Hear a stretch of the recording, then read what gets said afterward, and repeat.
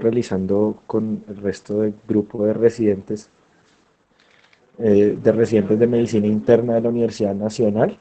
Eh, entonces, pues, no siendo más, vamos a empezar.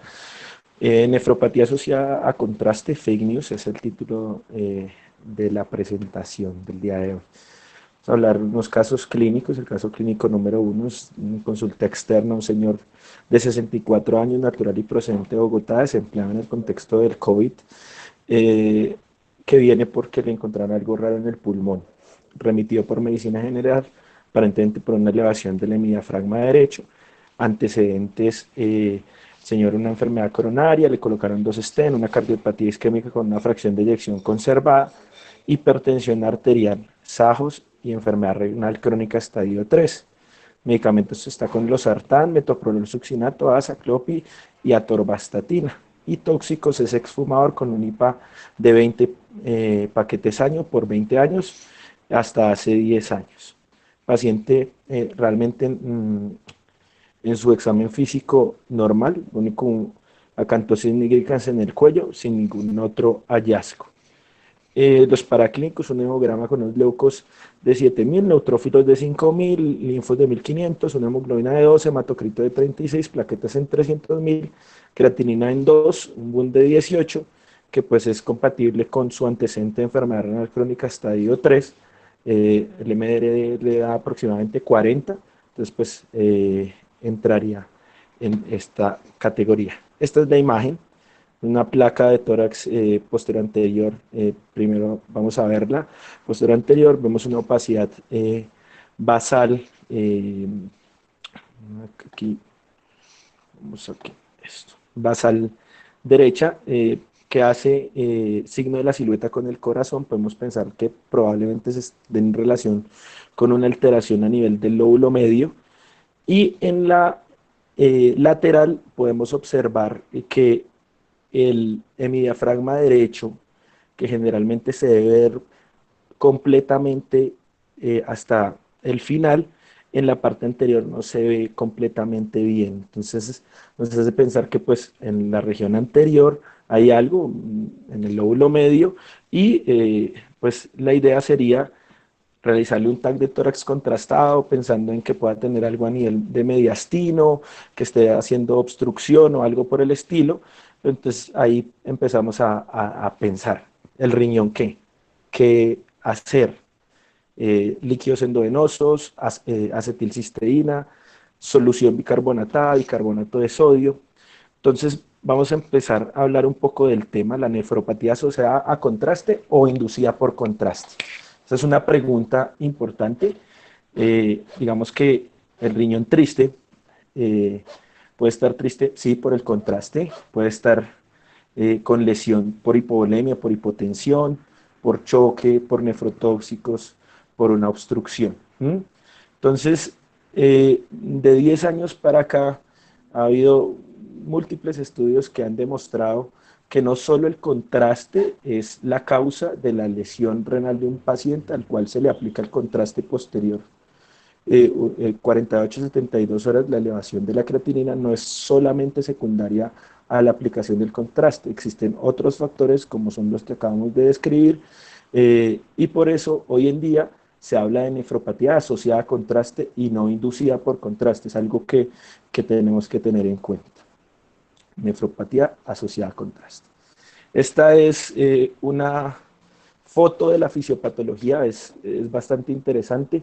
Básicamente tenemos la nefrona y sus túbulos.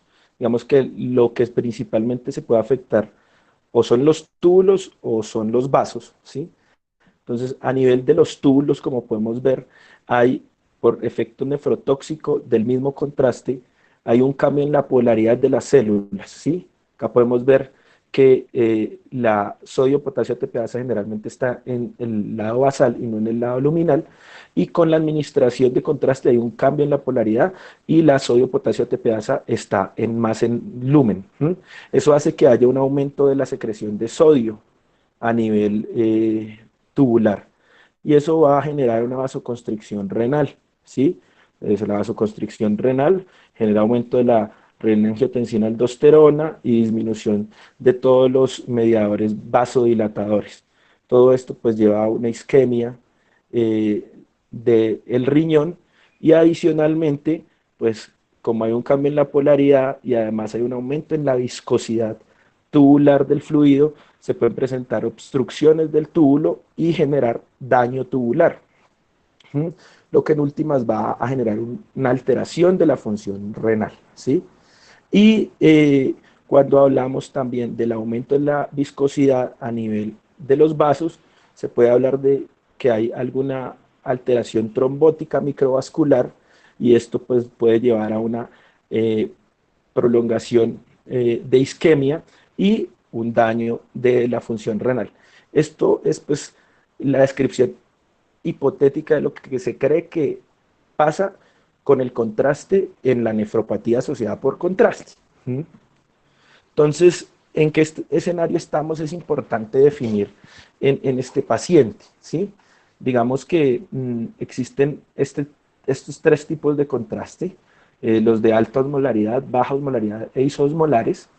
En los días o pues, actuales, los que se usan predominantemente son los de baja osmolaridad y los isosmolares, eso básicamente porque hay estudios como este que les voy a mostrar acá de 1196 pacientes del año 95 realizado en Estados Unidos, que demostró que esos agentes eh, con menor osmolaridad tienen una disminución en el efecto nefrotóxico de la nefrona. Entonces, por eso es que se usan esos contrastes. En este paciente, pues vamos a realizar un TAC de tórax contrastado, eso pues, se le pone medio de contraste venoso. Digamos que otra consideración a tener en cuenta es, ¿hay alguna diferencia entre la administración de contraste intravenoso e intraarterial? Entonces, pues para responder esa pregunta podemos ver este estudio aleatorizado de pacientes que se presentan con una sospecha de enfermedad coronaria, a los cuales unos se les hace una tomografía contrastada, ¿sí? Para ver pues, las arterias coronarias, y a los otros sí se van a arteriografía directa, ¿sí? Y se dan cuenta en este estudio, que es del 2019, que hay un aumento del riesgo relativo de presentar nefropatía asociada a contraste cuando se usan medios intraarteriales. El de nuestro paciente en este momento le vamos a hacer es intravenoso, entonces digamos que se disminuye un poco la posibilidad de que tenga nefropatía asociada a contraste. Entonces, en el caso número 1, un paciente con una enfermedad renal crónica estadio 3A, que tenemos una opacidad basal derecha, aparentemente el lóbulo medio, en el cual va a ser llevado a un procedimiento electivo venoso, ¿cierto? Entonces, ¿qué vamos a hacer? ¿No? Existen distintas medidas para prevenir la nefropatía asociada por contraste. Uno, la acetilcisteína. El papel que juega básicamente es como antioxidante. Se han usado múltiples sustancias. Acá podemos ver también a la vitamina E como antioxidantes que tienen, o pues hipotéticamente hablando, tendrían un papel a nivel de la isquemia y la producción de superóxidos, y vamos a ver si funciona. Traigo estos dos artículos cuando uno hace la revisión, digamos que una mezcla de pacientes hospitalizados, de pacientes a los cuales se les hace intervenciones arteriales, intervenciones intravenosas, pero de acetilcisteína solo encontré estos dos.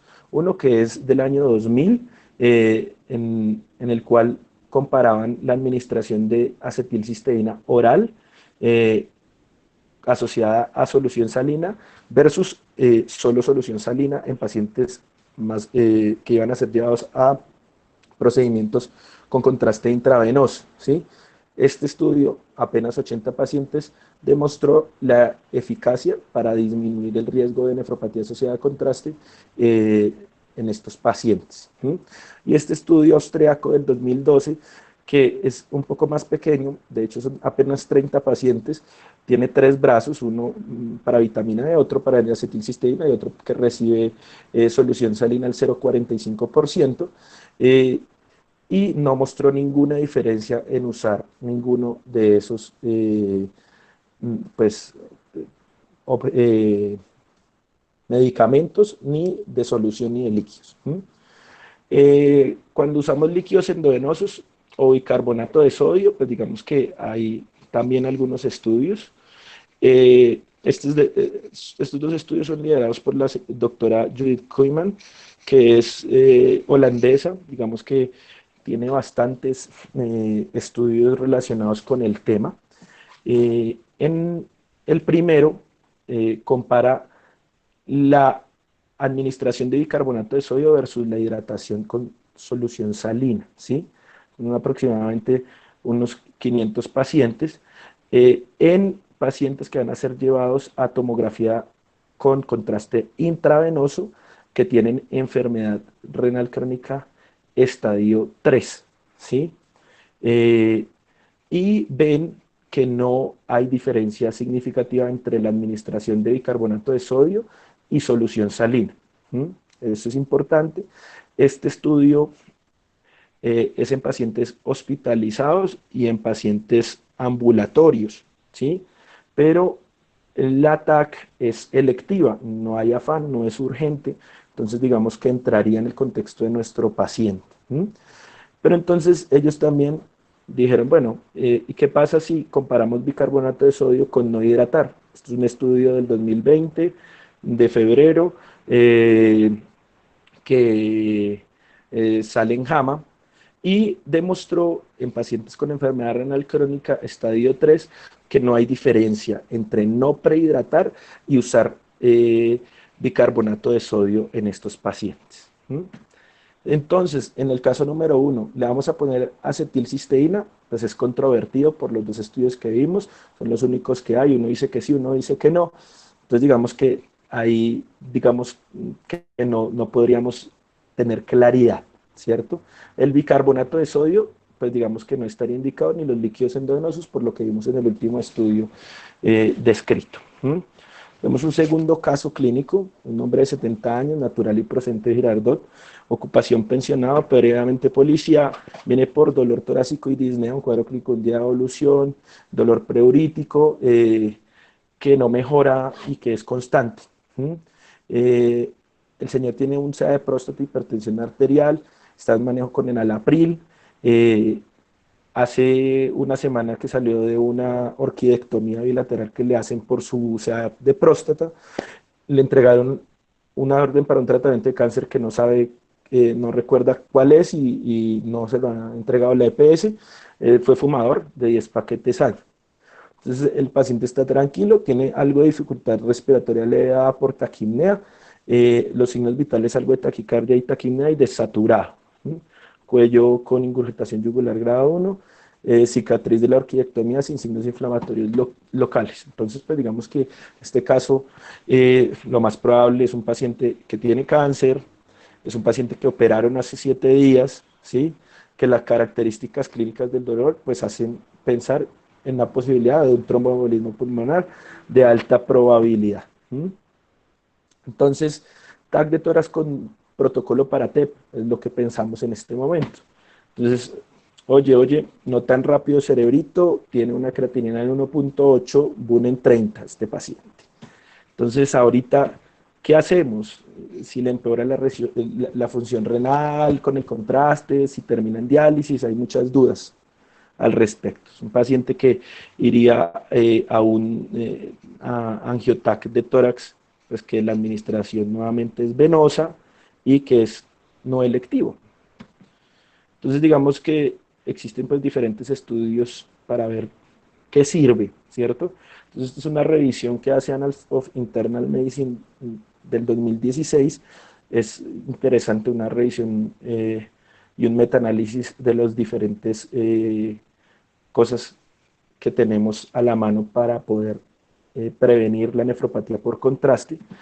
Y es chévere porque hace la discriminación entre el contraste intraarterial y el contraste intravenoso. Entonces, cuando hablamos de altas dosis de contraste de N-acetilcisteína en contraste intravenoso y bajas dosis de N-acetilcisteína en contraste intravenoso, encontramos apenas 7 estudios y ninguno es estadísticamente significativo. Entonces podemos decir que la N-acetilcisteína en este contexto no aplicaría.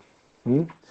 Eh, estos otros dos estudios, este de arriba es un estudio turco que básicamente comparaba distintos medicamentos, la N-acetilcisteína, bicarbonato de sodio y fluidos intravenosos, un estudio pequeño, más o menos 80 pacientes, en los cuales no encontré diferencia estadísticamente significativa entre ellos. Y este estudio a través de la doctora Judith Kuiper, que básicamente ella pues dentro de su discernimiento cuando habla ahí, dice que es necesario aumentar la velocidad de la realización de este tipo de exámenes, que la nefroprotección muchas veces lo que hace es dilatar el examen y digamos que se le está iniciando, por ejemplo, a pacientes con obviamente alto riesgo y en los que estamos sospechando tromboembolismo pulmonar, anticoagulación, muy rápidamente sin tener pues comprobado que sí tienen el tromboembolismo pulmonar. Entonces, ella quiere comparar la no hidratación versus el bicarbonato de sodio en pacientes con sospecha de TEP y ver si hay alguna diferencia entre ellos en el tratamiento o en, pues, en la realización o en el posterior aparición de la nefropatía asociada por contraste. Y en definitiva, no encuentra una relación diferente entre las dos. O sea, no hidratar y poner bicarbonato de sodio da lo mismo. Entonces, en este caso clínico número 2, ¿sí? No estaría indicado la acetilcisteína, no estarían ni indicados los líquidos endovenosos ni la solución bicarbonatada. Hago la claridad, esto es pensando en nefropatía asociada a contraste, ¿sí? Si yo pienso que por otra razón mi paciente necesita líquidos, pues obviamente se los voy a pedir, pero pensando como tal en la nefropatía asociada por contraste, ninguna de estas intervenciones serviría. Entonces, digamos que ahí ya surgen ciertas dudas. ¿El contraste IV sí genera nefropatía asociada por contraste o no? ¿Sí? Si es fake news o no es fake news. Entonces, eh, encontramos este estudio que es de Radiology del año 2013, eh, que básicamente fue realizado en la clínica Mayo. Ellos lo que hacen es un estudio retrospectivo. Ponen a mirar desde el 2000 hasta el 2010 el número de personas que tienen TAC sin contraste y TAC con contraste. Y pues obviamente tiene unos criterios de inclusión, pues que tenga la creatinina previa al procedimiento o que tenga la creatinina posterior al procedimiento, hacen toda esa búsqueda y pues van a ver si hay una relación del contraste con la nefropatía asociada por contraste. Hacen 3 análisis, uno total de todos los datos, eh, hacen un pareamiento con análisis estadístico para disminuir el riesgo de confusores que se pueden presentar. Adicionalmente, hacen un análisis de los últimos estudios que se realizaron, que pacientes tienen muchos más estudios, aproximadamente en promedio 3 estudios por paciente, acá podemos ver, ¿sí? Entonces, el último estudio del paciente. Y adicionalmente hacen un análisis contrafactual. Es interesante porque en este estudio van y revisan qué paciente se le realizó TAC sin contraste y a ese mismo paciente le buscan si le hicieron TAC contrastado. Entonces van a comparar al paciente en un momento, que fue cuando le hicieron el TAC sin contraste, y al mismo paciente en otro momento cuando le hicieron un TAC no contrastado para ver si hay una diferencia. Entonces el control es el mismo paciente, entonces es bastante interesante lo que hace. Acá cuando vemos, bueno, pues hace una división de los pacientes en bajo riesgo, riesgo intermedio y riesgo alto de acuerdo a la creatinina.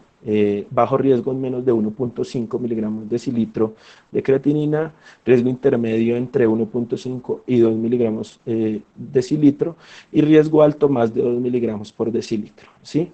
Y podemos ver que pues, el grupo de contraste contra el grupo de no contraste no muestra diferencias en bajo riesgo, no muestra diferencias en riesgo intermedio y no muestra diferencias en riesgo alto. Entonces, pues ahí uno empieza a decir, ¿será que sí existe? Y pues hace su estudio contrafactual eh, que básicamente tampoco muestra diferencias entre los dos. O sea, si a mí hoy me hacen un TAC normal, mi creatinina está bien y en 2 meses me hacen un TAC contrastado, mi creatinina está bien, eso es lo que compararon y vieron que no había diferencias. ¿Mm? Eh, y si lo genera, o sea, si sí realmente existe, si el estudio anterior está equivocado, ¿qué impacto tiene o qué impacto tendría la nefropatía por contraste? Eso es otra cosa importante. Entonces, si realmente incrementa lesión renal, realmente incrementa diálisis o mortalidad, vamos a ver. Es un estudio que se hizo con este medio de contraste, el iodixanol, que es un estudio con baja osmolaridad. Entonces, es interesante porque acá clasifica a los pacientes en estadio 1, 2, en estadio 3 y en estadio 4 y 5 de enfermedad renal crónica. ¿Mm? Y aquí podemos ver cuando hace el match 1 a 1 del estudio que la nefropatía asociada a contraste, no hay diferencias entre el paciente que recibe contraste y el que no recibe contraste. Diálisis a los 30 días, el que recibe contraste versus el que no recibe contraste, no hay diferencia. Muerte a los 30 días, no hay diferencia. ¿Mm? Entonces, en el estadio 3, lo mismo. ¿Hay diferencia en la nefropatía asociada a contraste? No hay diferencia. En diálisis a 30 días, no hay diferencia. En muerte a 30 días, no hay diferencia. ¿No? Y finalmente en el estadio 4 y 5, que digamos que ya no hizo un match de 1 a 1, sino un match de 1 a 3 por el bajo número de pacientes, tampoco hay diferencia estadísticamente significativas en la presentación de nefropatía asociada a contraste, en diálisis tampoco, ni en muerte. ¿Sí? Entonces, ahí es cuando uno habla de, ¿será que es fake news esto? ¿Será que no existe la nefropatía asociada a contraste intravenoso?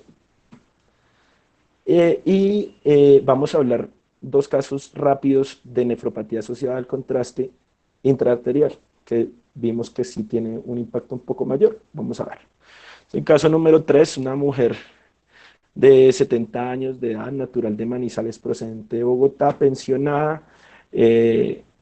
Un motivo de consulta viene a un control, una paciente con historia clínica de un dolor torácico típico, de 7 minutos de duración, diabética, manejo con metformina, clase funcional 2, obesidad sin otro hallazgo anormal, tiene una perfusión miocárdica que muestra una zona isquémica del 20% en la región basal y tiene una creatinina de 1.5 miligramos de decilitro.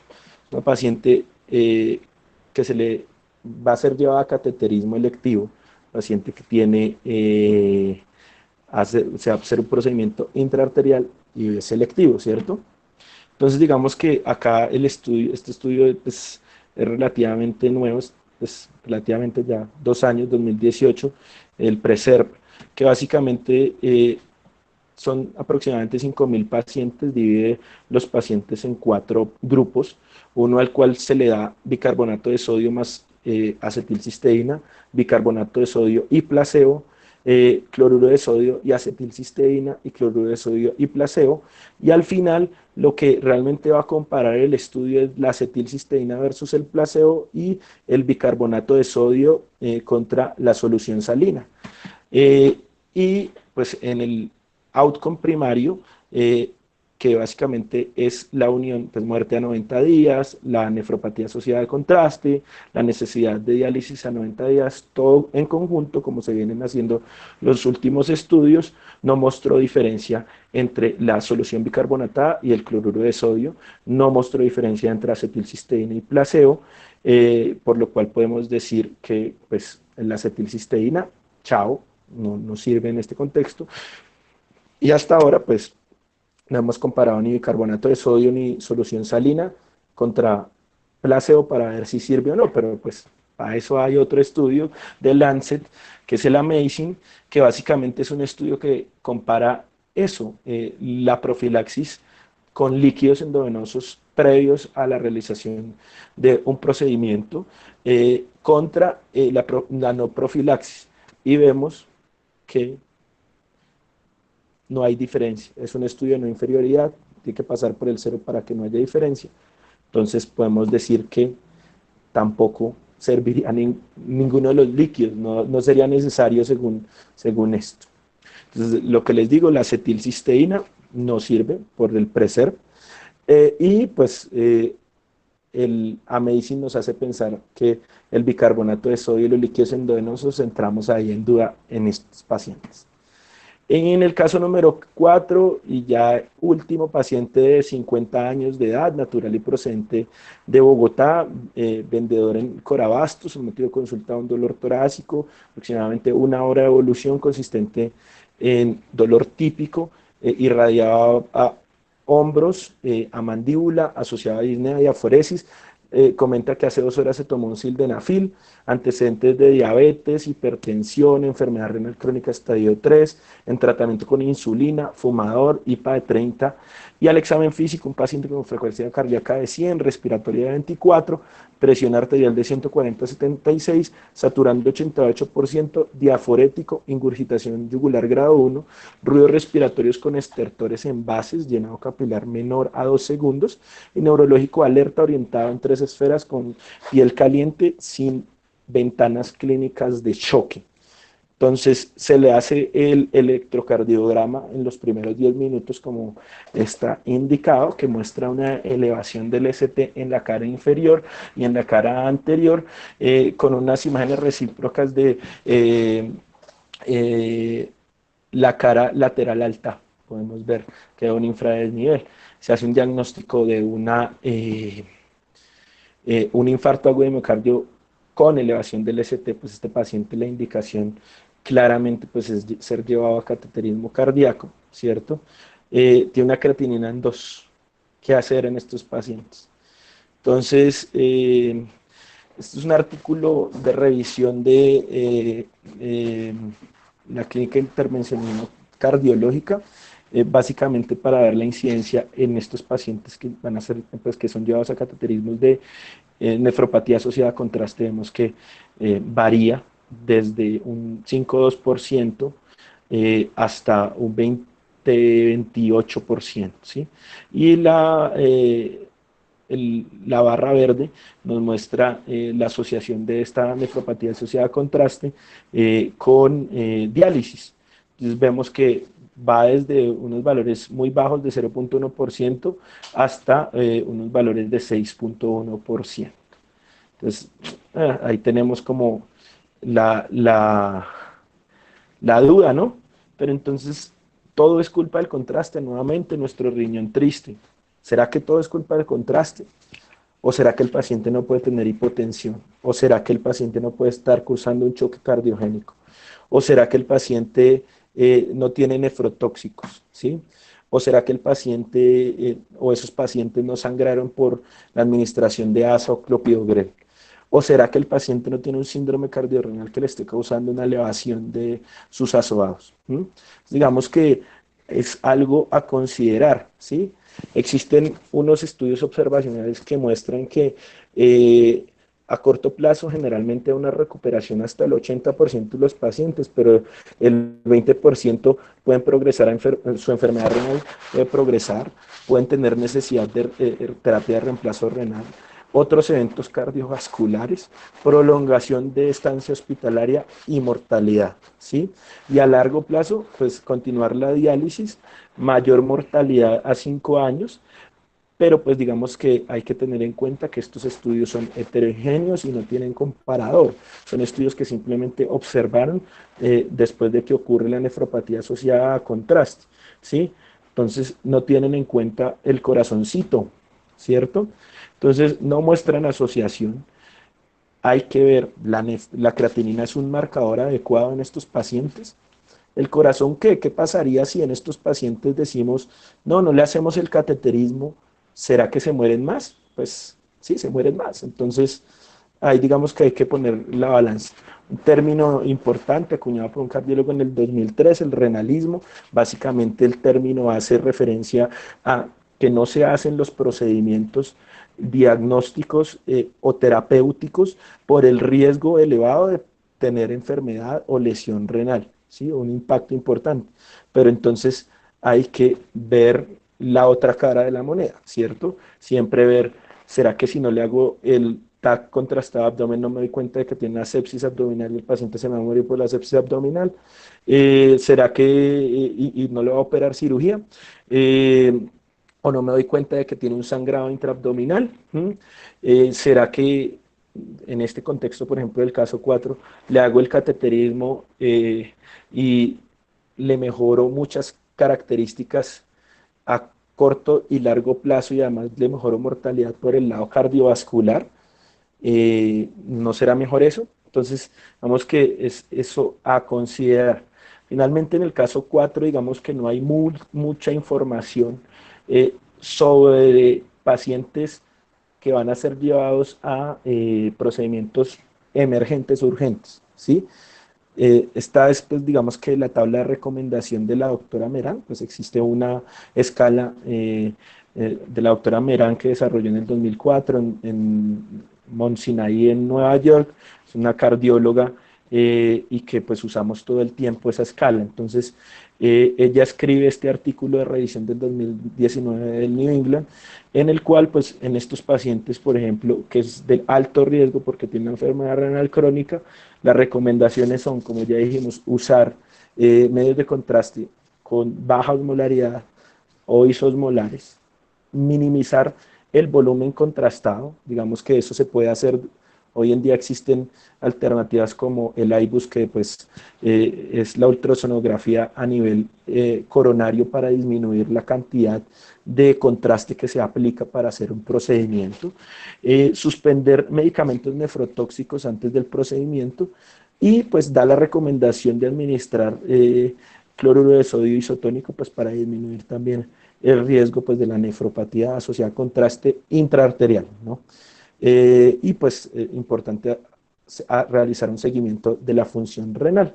Entonces pues la nefropatía asociada a contraste intraarterial puede ser cierta, sí, pues digamos que es algo para coger con pinzas. Intravenoso, como ya vimos, parece que sí son fake news. Y muchas gracias.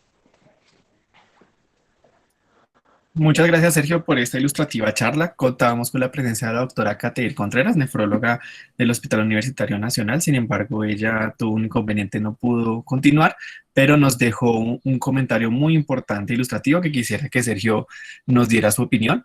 Menciona que en los estudios del PRESERVE y el AMAZING, la tabla 1 había que comparar cuál era la función renal y las comorbilidades de los pacientes. Por ejemplo, en el segundo estudio, se hospitalizaban pacientes para hidratarlos y se aumentaron los costos y no un desenlace significativo, una diferencia, y que no se midió la función renal, la reserva funcional renal, que no había forma de medirla. Entonces, ¿qué opinión tiene Sergio al respecto de este comentario?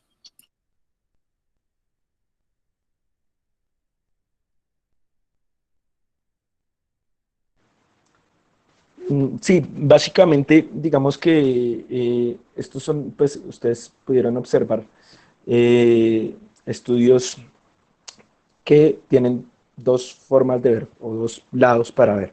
Uno, pues, es ver si tiene un impacto realizar estos procedimientos, y lo otro es la parte económica, que también hacen o resaltan mucho en estos pacientes, porque el no usar un tipo de intervención, pues va a disminuir los costos para nuestro sistema.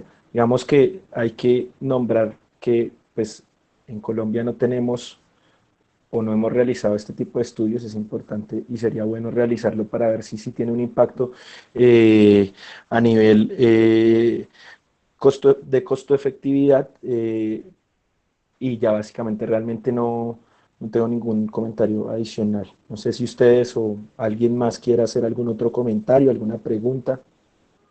Yo quería hacerte un comentario, Sergio, hablando de ese punto del estudio Amazing.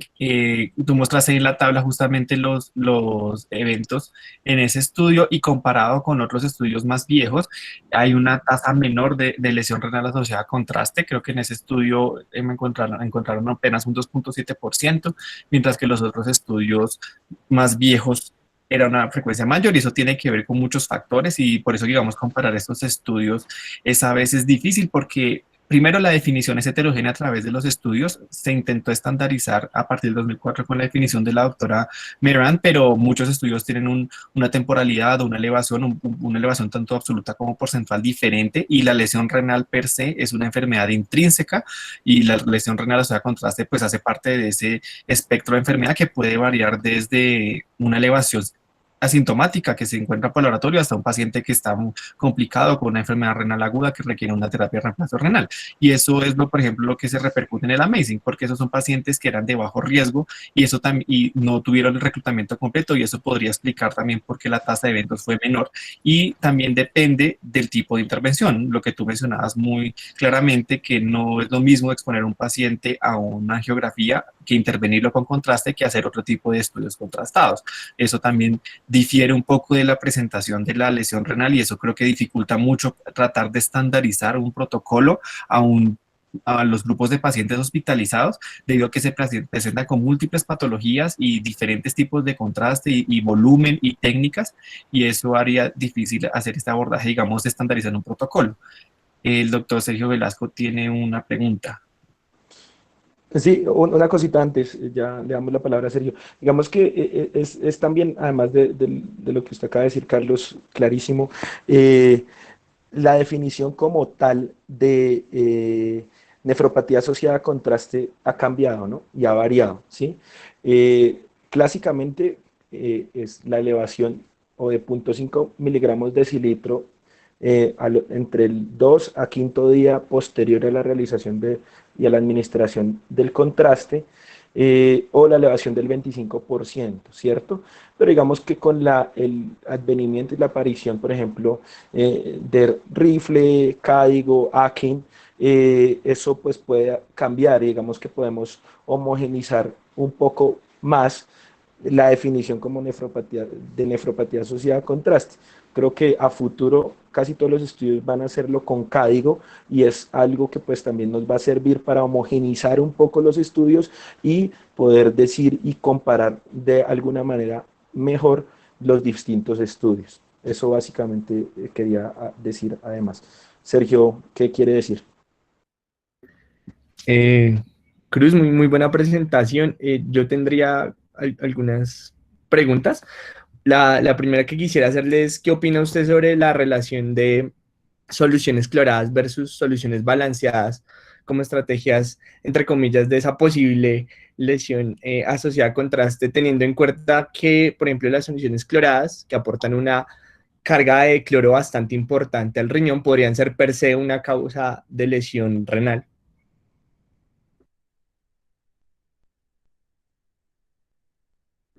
Tiene silenciado el micrófono, Cruz. Perdón, habría que hacer los estudios.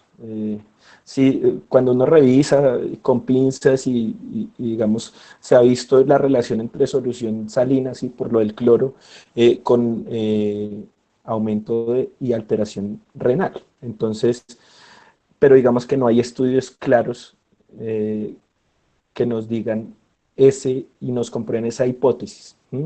Entonces, pues, lo que yo pensaría es que es necesario hacer estudios adicionales, pacientes, pues comparar solución salina contra lactato de Rinker, como usted bien lo plantea, de las soluciones balanceadas, para ver si tienen un impacto o no en estos pacientes.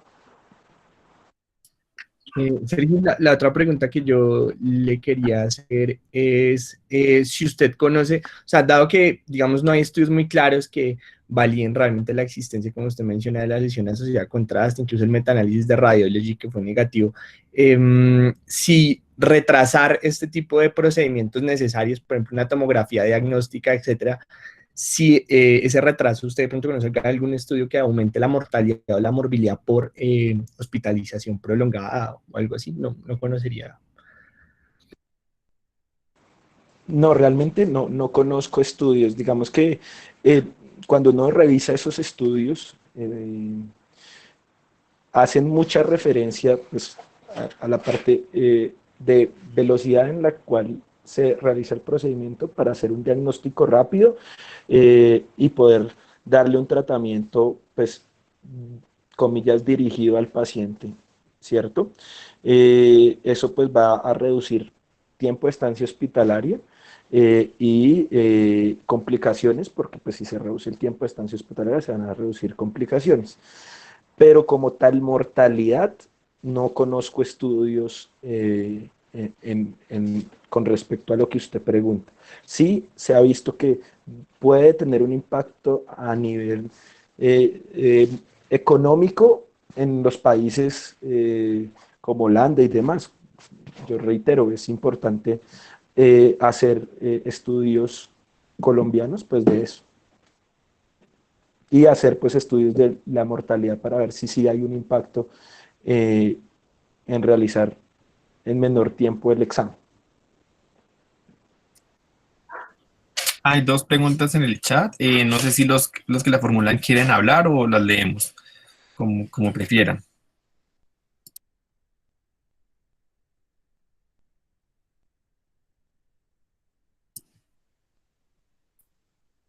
Creo que prefieren que las leamos listo. Entonces, Sebastián Preciado le pregunta qué sugeriría entonces no realizar nefroprotección para contraste endovenoso en tomografía contrastada y si puede hacer algunos comentarios sobre los contrastes para resonancia magnética. Digamos que ahí es algo importante, ¿sí? Lo de la nefropatía asociada a contraste intravenoso, pues como podemos ver, probablemente no tiene un impacto fuerte, ¿cierto?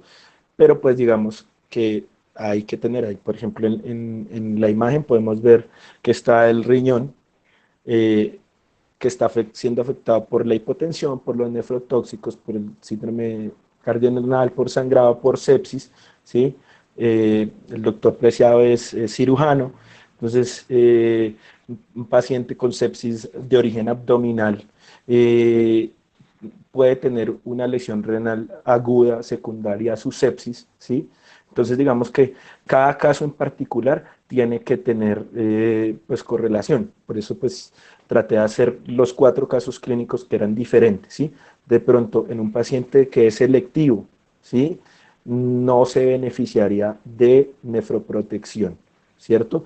En un paciente que está hospitalizado y que tenga otras causas de lesión renal aguda, obviamente, pues hay que ponerle líquidos. Y en los contrastes para resonancia, que básicamente es el gadolinio, los contrastes están contraindicados en pacientes que tengan tasas de filtración glomerular por debajo de 30, ¿sí? Por complicaciones asociadas al contraste y unas fibrosis que se hacen generalizadas. Eso básicamente. Eh, no sé si ustedes quieran decir algo más, muchachos. Hay un comentario del doctor Asmuscano. Adelante, doctor. Lo escuchamos. Hola chicos, buenas noches. Primero felicitarlos, una muy buena exposición. De acuerdo con todo lo que ha presentado el doctor, una de las cosas es que la valoración de riesgo siempre tiene que ser muy clara. Está bien que estamos en una época donde las cosas cambian, se modifican constantemente y hay que tener en cuenta que, bueno, lo que hoy decimos como certeza, mañana puede que no lo sea. Hay que valorar siempre estos pacientes con enfermedad renal crónica. El miedo que le tenemos al paciente es dejarlo en diálisis, pero la realidad es que estos pacientes tenemos una máquina que se llama, con la que podemos dializar y podemos purificar la sangre y que podemos mejorar su situación, así que siempre hay que priorizar la vida del paciente y no ver el riesgo que tiene el contraste. Tenemos que diagnosticar un paciente y está en riesgo de vida y tenemos que usar ese contraste, no hay que tenerle miedo y al final uno podría hacer algún tipo de diálisis en estos pacientes y bueno, tratar de mejorar la situación. El riesgo mayor siempre se ha visto con el intraarterial, como lo ha dicho el doctor, y bueno, no, una muy buena presentación, los felicito. Doctor, muchas gracias por su intervención y aprovechando su presencia, quisiéramos que nos ayudara a cuál sería su opinión en los esquemas de nefroprotección comparados en pacientes con contraste endovenoso y arterial. ¿Lo recomienda, no lo recomienda? Y si es así, ¿cuál cree usted de los expuestos de los esquemas el más indicado según el riesgo del paciente? Claro, la evidencia ha mostrado todo lo que el doctor dice, cambiar la mentalidad en medicina es complicado, decirle a alguien que no use los bolos de expansión o el bicarbonato es complicado y hacer ese cambio del paradigma es complejo. La verdad que yo estoy de acuerdo con el doctor de no hacer medidas preventivas en pacientes con medio intravenoso, hacerlas solo en intraarterial. Y hay cosas que en este momento están siendo evaluadas, como son el alopurinol, la torvastatina, la rosuvastatina, los proteoglicanos E1. La verdad que los metaanálisis y los estudios que lo han evaluado han mostrado una buena prevención de esto. Obviamente, como les digo, esto es cambiante y falta todavía mucho estudio. Esto es un tema muy controvertido que en nefrología se habla mucho y cuando salió el estudio del New England Journal de Medicina, todos los médicos nos abocamos a esta patología y quisimos ver qué era lo que pasaba y cómo prevenirlo.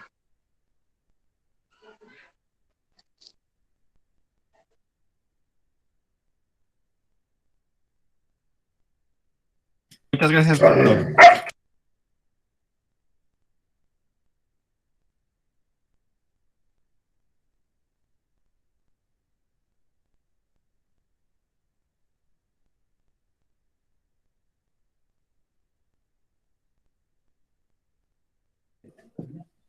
El doctor Ruano pregunta si hay algún papel de las estatinas en la prevención.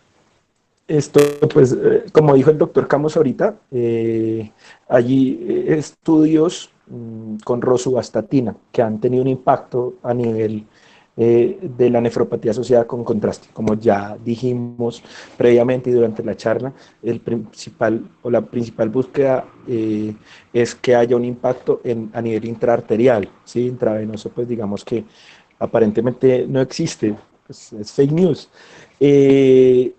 Y en intraarterial, casi todos los procedimientos que se hacen con contraste intraarterial son o enfermedad coronaria o enfermedad periférica. Ese tipo de procedimientos a los que van a ser llevados los pacientes ya de por sí tienen un tratamiento con atorvastatina o rosuvastatina o pues, un antilipemiante. Entonces digamos que tendríamos que tener más estudios adicionales para ver si algún otro medicamento tiene impacto además de la rosuvastatina. Ahora la evidencia dice que la rosuvastatina sí tiene, tiene un impacto, básicamente eso es lo que iba a decir. Luis, adelante, haz tu comentario, por favor. Bueno, mi comentario iba en referencia a lo que se comentó hace un rato de las soluciones cloradas, y es que los estudios están en relación con los cambios de la concentración sérica de cloro. Y lo que sí es cierto es que se ha visto que esos cambios y, digamos, el mecanismo fisiopatológico en el sensado a nivel de la mácula densa, sí se ha asociado con con una mayor tasa de lesión renal aguda y sobre todo en el contexto de paciente crítico. Entonces, la tendencia en ese sentido sí es, digamos que no incluso como medida nefroprotectora, sino como tendencia en el manejo del paciente, y dado que la lesión renal aguda sí se asocia con aumento en la mortalidad, es disminuir en lo posible el uso de las soluciones cloradas. Ese era el comentario. Bueno, muchas gracias por la participación y su asistencia. Por cuestiones de tiempo ya no damos más espacio a preguntas. Agradecemos nuevamente al doctor Sergio Cruz por su charla y al público por su asistencia. Los esperamos en 8 días a las 5 de la tarde con la charla a cargo del doctor Sergio Velasco, la paradoja de la solución hipertónica en la falla cardíaca. Muchas gracias a todos y que tengan una feliz tarde.